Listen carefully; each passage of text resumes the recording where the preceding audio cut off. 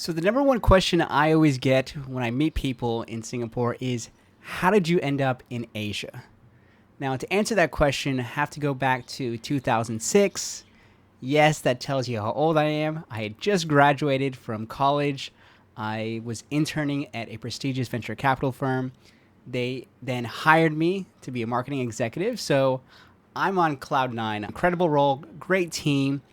I did that for a year, and then I thought, okay, I wanted to pursue an MBA. So I said, okay, I'm going to apply at the domestic program on campus in Oklahoma City.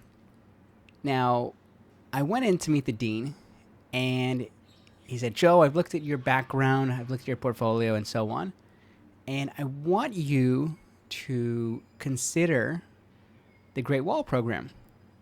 I was thinking, what the heck's a Great Wall Program? And he says, well, it's a exchange program we have with a university in Tianjin.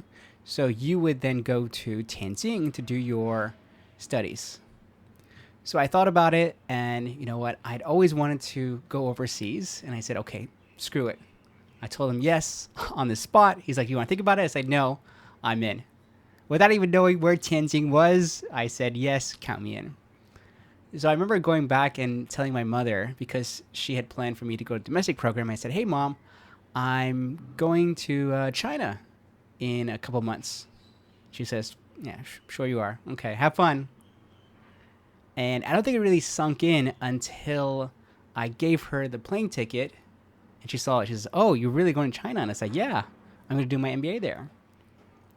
So I think that caught everyone off guard because I come from a small town, Midwest city. It's about 26,000 people. So you take a small town boy, and within overnight, I'm in Tianjin, which I think had about 10 million people at the time.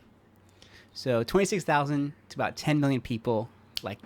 So add on top of that I didn't know how to speak a word of Chinese. I had bought Mandarin for Dummies, the book, and I tried to practice so I could have some kind of foundation, but I'm sure my speaking was atrocious.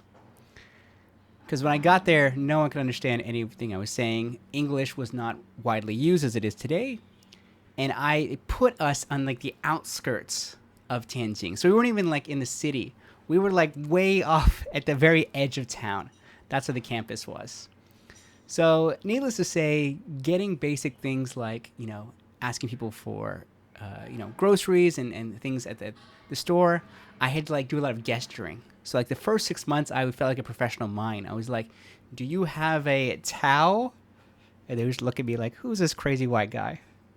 But eventually, I learned the language by watching children's television shows, because there was only about 2 or 3 channels in my dorm, and one of which played the same Chinese cartoon over and over and over.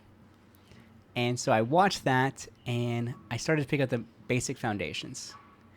And then I bought children's books to learn how to read. And then I started speaking with anybody I could. I started speaking with a Fuyuan, which is kind of the people that manage the dorms, I guess you would say. And I would always, chit chat with them, or at least try to chit chat with them. And they were very, very nice. They would be, humor me, and sometimes they would laugh, but sometimes they would help me and so on. I did that. I spoke with taxi drivers, which is, I think, one of my favorite ways to learn any language, because, taxi drivers are about as honest as you can get. So they would give me feedback. They would be like, what do you say? Huh? I was able to pick up the local accent, which I had to change a little bit as I started traveling around China. But that was something that I got started.